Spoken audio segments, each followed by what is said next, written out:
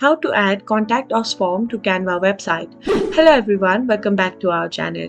In today's tutorial, I'm going to show you how to add contact us form on Canva website. In order to do that, you need to go to your browser. Once you're in the browser, in the search bar, you need to type Jot form.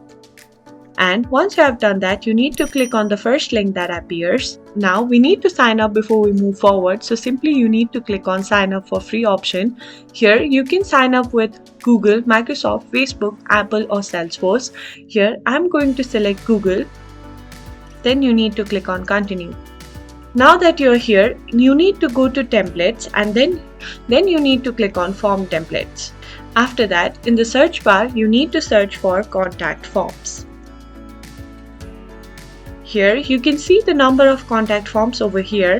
Let me select the first one over here. Now, as you can see that this is the contact form.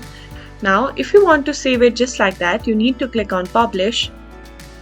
And from here, you need to click on copy link. Now that the link has been copied to your keyboard, you need to go to canva.com. Once you're in the Canva, you need to click on create, and from here you need to select the document.